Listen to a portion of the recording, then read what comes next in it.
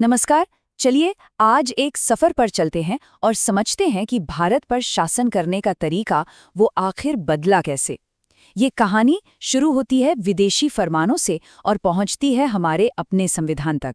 एक ऐसा संविधान जो आप जानते हैं लगातार विकसित हो रहा है।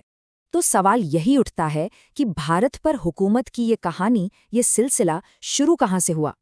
असल में इसकी जड़ें बहुत गहरी हैं।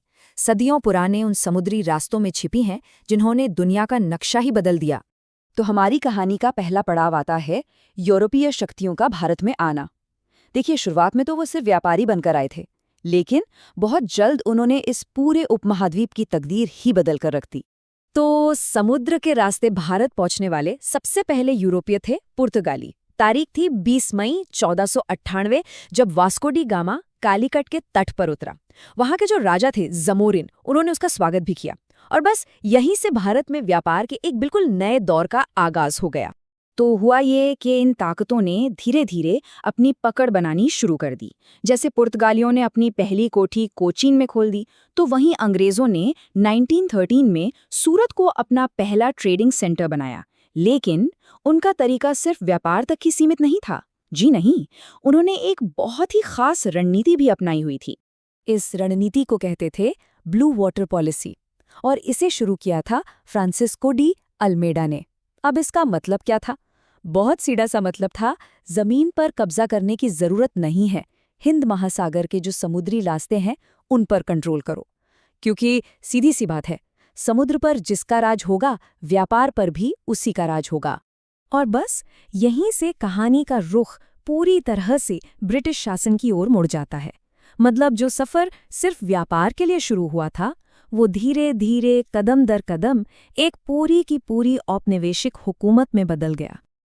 देखिए, ये जो बदलाव थे ये धीरे धीरे लेकिन लगातार हो रहे थे।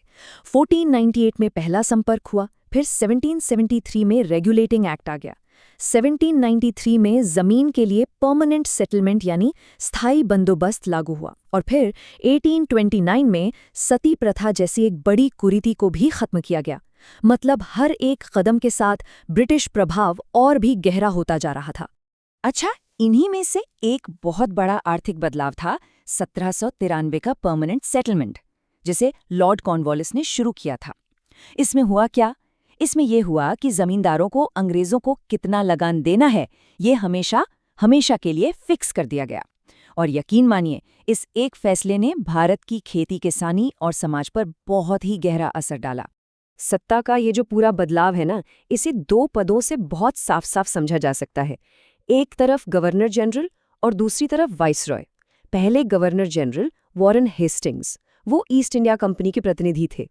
लेकिन 1858 के बाद जो पहले वाइसरॉय बने, लॉर्ड कैनिंग, वो सीधे ब्रिटिश क्राउन यानी राजशाही के नुमाइंदे थे। तो ये क्या था? ये असल में कंपनी राज के खात्मे और सीधी ब्रिटिश हुकूमत की शुरुआत का एक बहुत बड़ा संकेत था। और फिर आता है इस कहानी का सबसे बड़ा, सबसे अहम मोड़। वो पल जब भारत ने दूसरों के बनाए नियमों को पीछे छोड़कर अपने लिए अपनी एक नियम पुस्तिका बनाने का फैसला किया। और यहीं से होती है भारत के अपने संविधान की शुरुआत। तो आज़ादी के बाद भारत ने अपना खुद का संविधान बनाया। पर एक बात समझनी बहुत जरूरी है, ये कोई पत्थर की लकीर नहीं थी। नहीं, इसे बनाया ही ऐसा गया था कि जैसे जैसे देश बदले, जैसे जैसे ज़रूरतें बदलें, वैसे वैसे इस किताब को भी, इस संविधान को भी बदला जा सके। और ये जो बदलने की ताकत है, ये ताकत हमारी संसद को मिलती है आर्टिकल 368 से। यही वो आर्टिकल है, यही वो चाबी है जो हमारे संविधान को एक लिविंग डॉक्यूमेंट यानी एक जीता जागता दस्तावेज बनाती है, जो वक्त के साथ सांस ले सकता है, बदल सकता है। और कुछ संशोधन तो इतने बड़े हुए, इतने बड़े कि उनका असर बहुत ही गहरा था। एक मिसाल लेते हैं, 42वां संशोधन।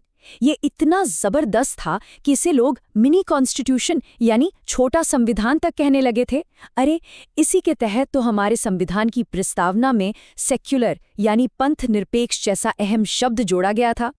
तो चलिए अब जरा ये देखते हैं कि हमारे देश ने अलग अलग चुनौतियों से, चाहे वो सामाजिक हों, राजनीतिक हों या आर्थिक, उनसे निपटने के लिए अपने संविधान में कौन कौन से बड़े बदलाव किए हैं।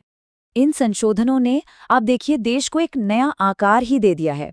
अगर हम सामाजिक न्याय की बात करें तो 73वां, 74वां और 105वां संशोधन बहुत अहम है। शासन में सुधार की बात करें तो 42वें और 44वें संशोधन का जिक्र आता है। और अर्थव्यवस्था, उसे बदलने के लिए जीएसटी जैसा इतना बड़ा कदम वो 101वें संशोधन के जरिए ही तो उठाया गया। अब इसको थोड़ा और समझते हैं।